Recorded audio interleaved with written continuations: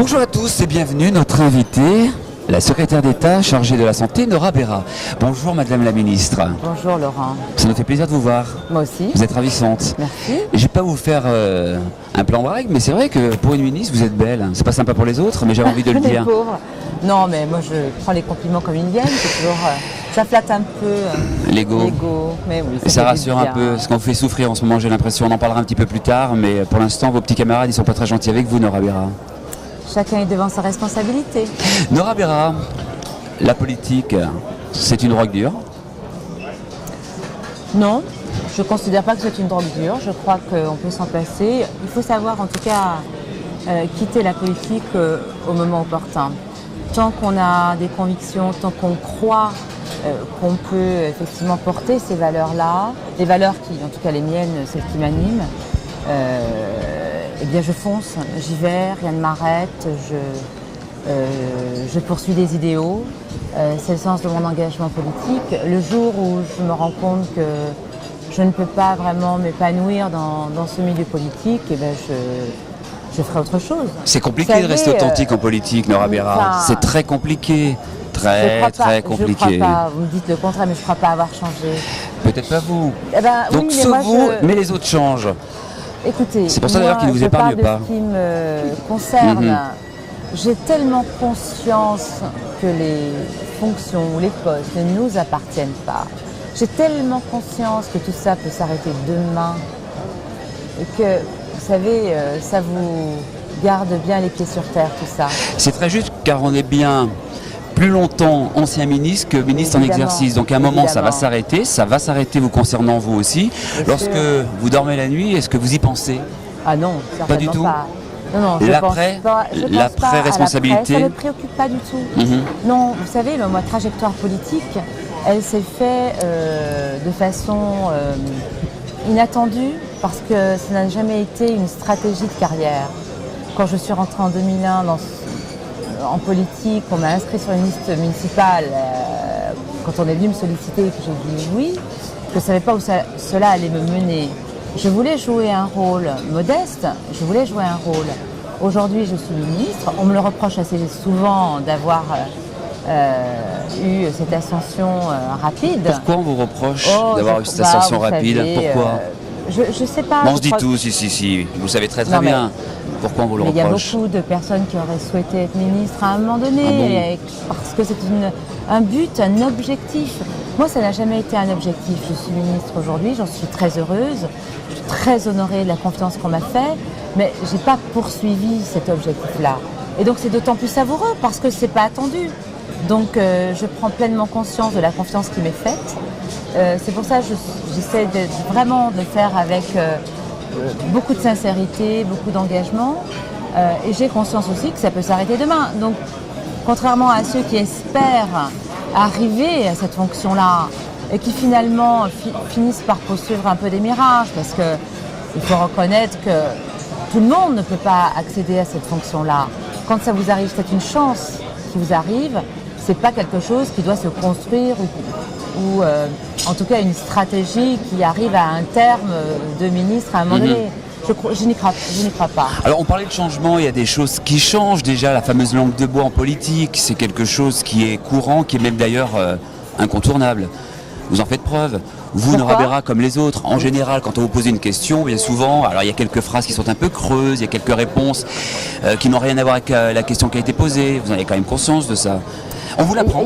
On vous l'apprend. Est-ce que vous avez des conseillers qui vous apprennent ceci? Non. Il faut distinguer deux choses. Il y a la parole d'un individu, d'une personne qui s'engage en politique et qui représente elle-même et qui a effectivement une liberté de parole et qui peut donner un avis personnel et qui sera toujours un avis personnel. Et puis une parole d'une personne politique qui est en fonction, qui a une responsabilité, une parole ministérielle, évidemment, doit être réfléchie. On peut pas, on est solidaire d'une action gouvernementale, c'est un travail d'équipe. Il y a un chef d'orchestre, le Premier ministre, et il y a celui qui a impulsé cette politique, c'est le Président de la République. Et puis également peut-être un peu moins de violence, parce qu'on parle de la violence aujourd'hui dans notre société qui est réelle, mais en politique, les politiques sont extrêmement violents, les uns comme les autres, de droite comme de gauche. Au bout d'un moment, la violence, elle est un peu Oui, fatigante. je crois que ce qui est très dommage, c'est que oui, c'est la façon dont la politique est incarnée. Et c'est très important, et il faut être très prudent avec ça, parce que c'est ce qui fait justement que les Français ne vont plus voter à un moment donné. C'est la façon dont on incarne cette politique qui réconcilie avec la politique ou qui, au contraire, crée justement une distance avec les citoyens. C'est ce que j'ai envie de porter avec Esprit Neuf. Vraiment, j'en parle parce que... Ah ben je vois qu'Esprit Neuf, ça vous tient vraiment à cœur.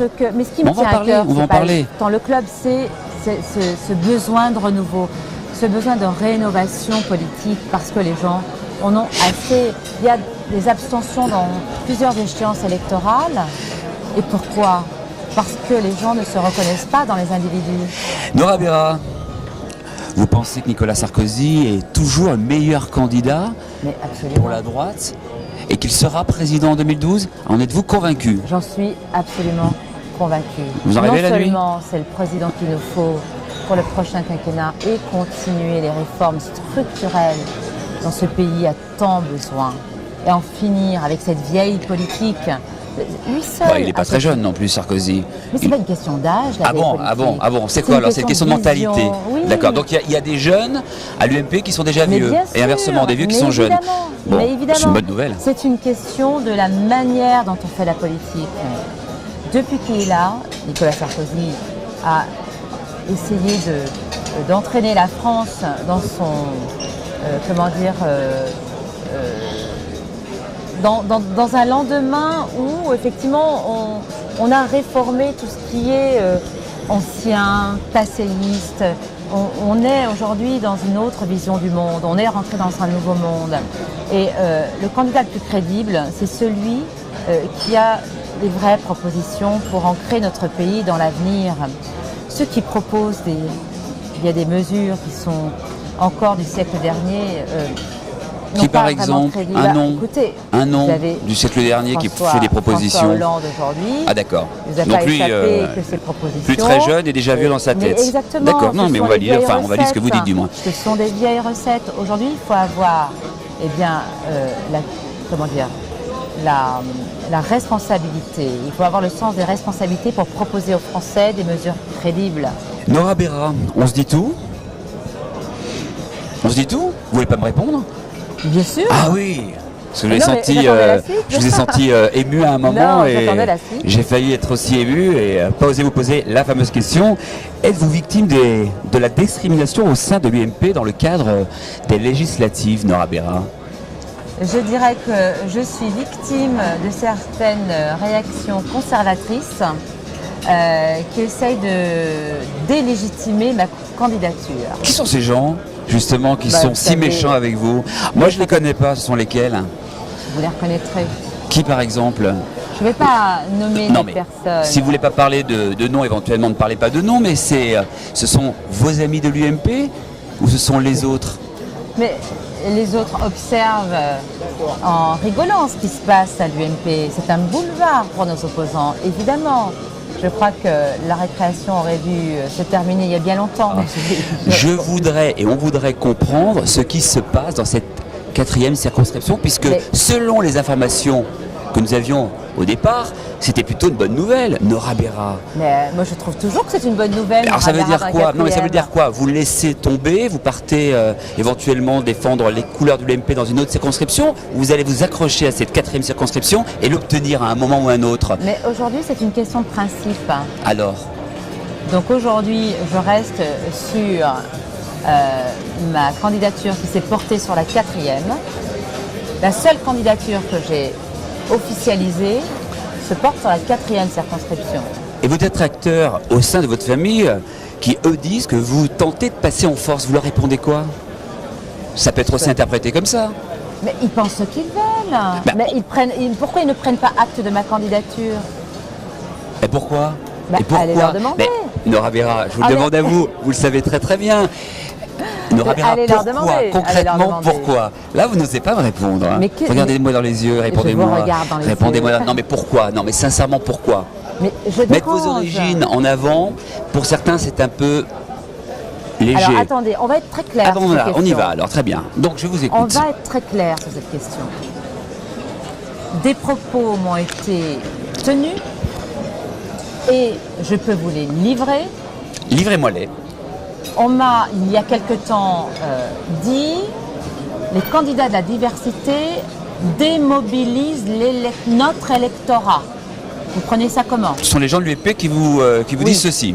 Je prends ça comme des propos quand même pas maladroits, voire même graves. Voilà, donc ça, Mais bon. Premier propos qu'on m'a tenu il y a quelque temps.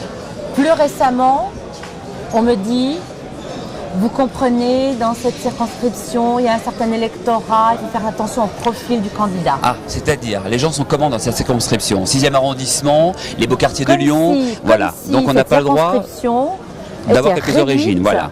Non seulement un arrondissement, je crois que c'est une circonscription qui est diverse dans les différentes...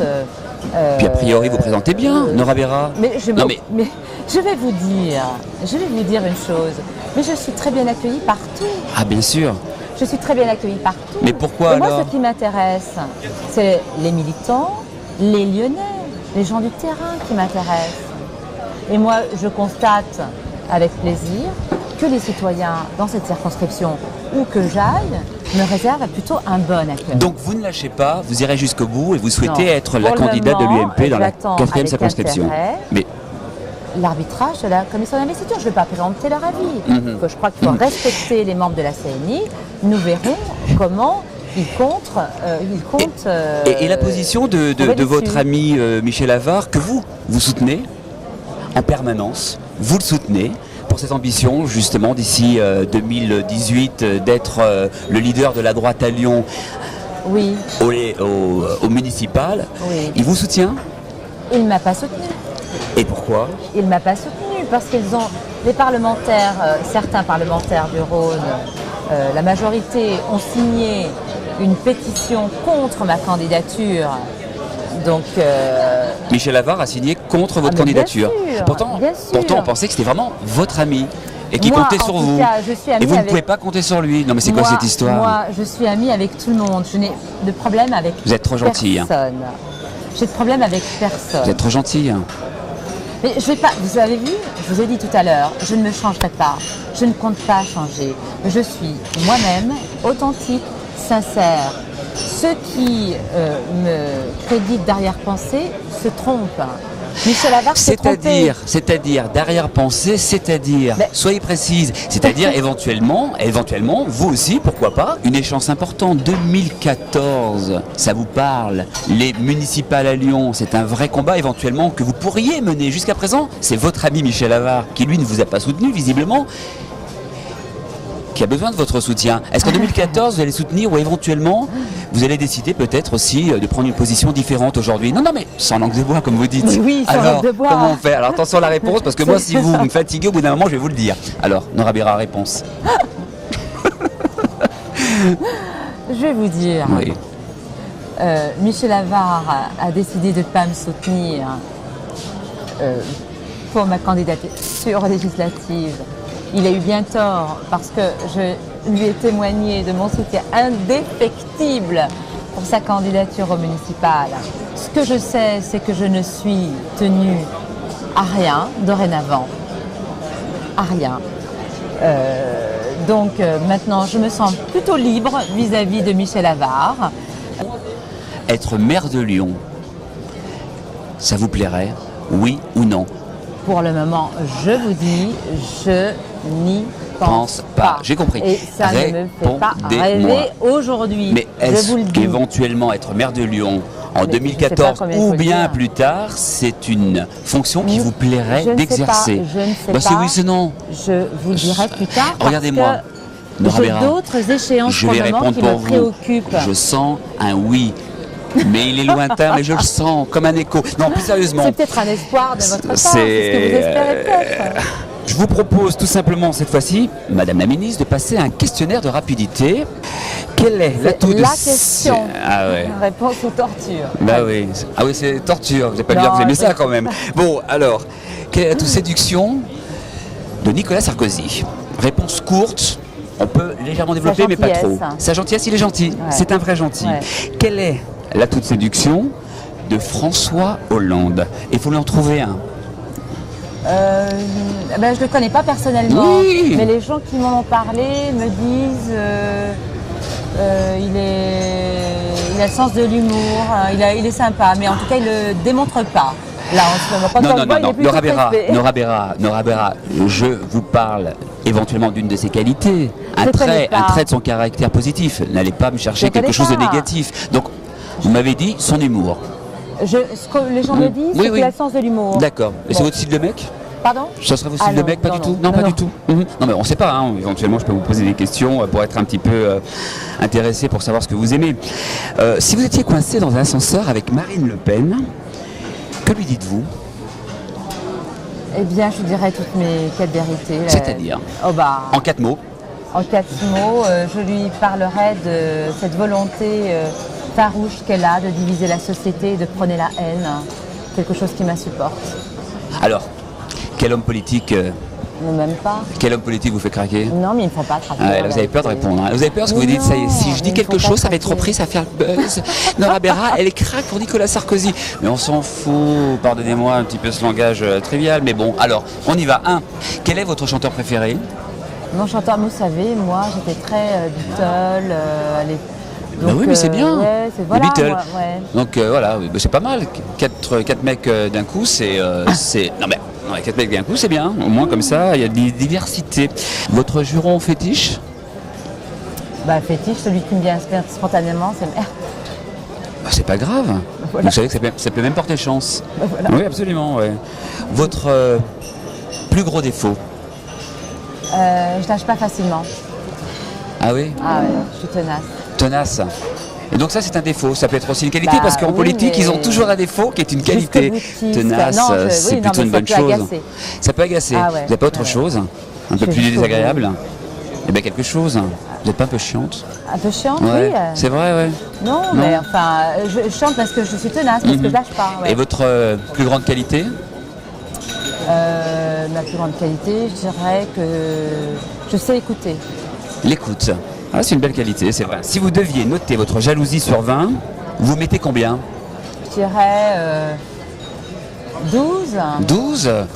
Ah, c'est pas mal, donc quand même 12. Vous êtes... Si, vous êtes jalouse. Non, si. Vous auriez dû démettre 2 ou 10. Ah, bien sûr, oui, ça fait bien, c'est positive attitude. Non, mais, franchement... Vous êtes jalouse? Est-ce que vous êtes jalouse en amour, par exemple? Quand il fait confiance. Voilà, mais quand il y a une jolie femme qui tourne autour de votre mec. Non, je suis plutôt... Flatté? Non, j'ai confiance en mon mec. C'est vrai. Donc, voilà. Ouais. Vous êtes amoureuse? Oui, vaut mieux, non? Ça veut rien dire. Non, mais oui. Vous êtes amoureuse? Oui, c'est vrai. Je vous l'ai déjà dit d'ailleurs. Portez-vous bien, soyez heureuse. Merci. On se donne rendez-vous pour un prochain numéro. On compte sur vous et vous aussi, surtout, soyez heureux. À très bientôt. Au revoir.